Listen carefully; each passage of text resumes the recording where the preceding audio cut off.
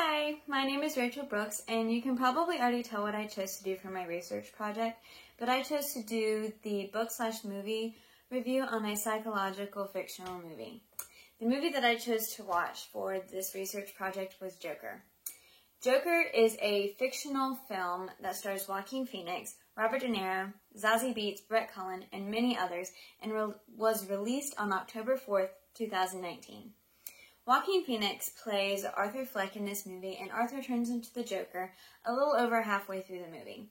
A little backstory on Joaquin Phoenix is that he lost 52 pounds to gain the mental mindset and the physique of someone in this context in real life.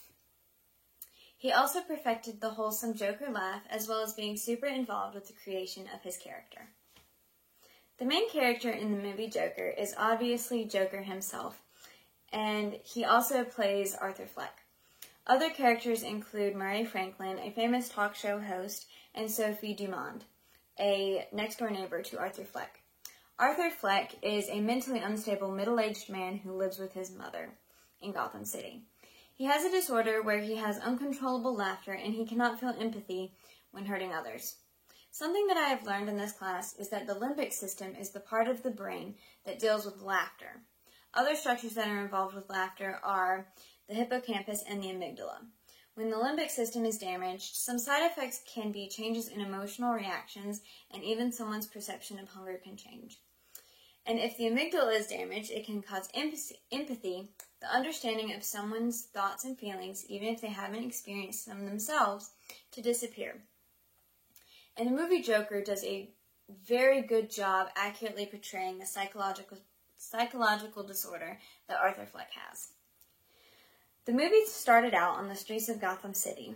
Arthur Fleck was working a job to get the attention of people on the streets to buy stuff from a closing store. Then a bunch of teenage boys jumped him, took his sign, and then beat him in an alleyway. This was the beginning of Arthur wanting to change the way people looked at the lower class and people like him. Afterwards, he went to see his therapist, then he goes home to his mentally unstable mother. I found it kind of odd that he would have to take care of her when he isn't okay, but that's besides the point. The next part was very important.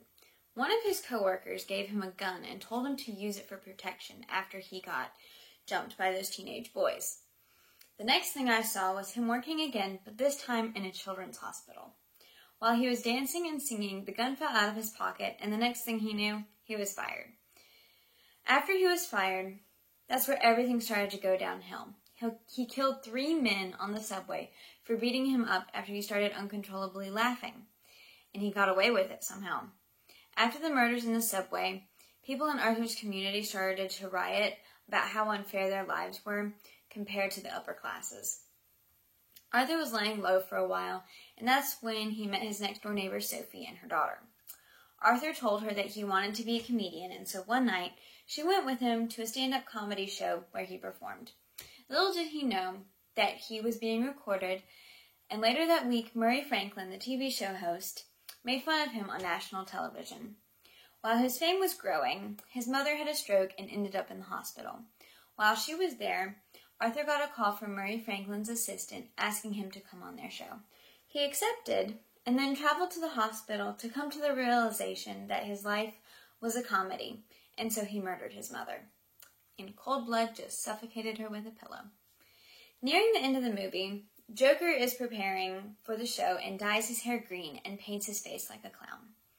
When he goes on stage, Murray Franklin asks him to say a joke, and Joker did. But it was a terrible, definitely not the kind of joke you would say in front of an audience, and it was not funny. Everyone got mad at him, so he went on a rampage, yelling at the audience about how he and the people like him in his community were mistreated and forgotten about. He confessed to the murders, and he laughed about it, and then he ended up just shooting Murray Franklin. On his way to jail, the streets of Gotham were being trashed and burned by the citizens. And after getting in a wreck, people who were burning the cars and bombing places pulled Joker out of the car, and he became the ruler of Gotham. Overall, this movie was amazing. I really liked it. I thought I was thinking that it was going to be scary, and I was like, I don't like horror movies at all. But it was very accurate when it came to his mental state, and his acting was portrayed so thoroughly that it just seemed like he was just mentally ill. And the accuracy of how someone with that condition would act just blew my mind. But so overall, I would rate this movie a 9 out of 10. 1 point missing because I thought it would have more action, but that's besides the point. It was really good. So, thank you.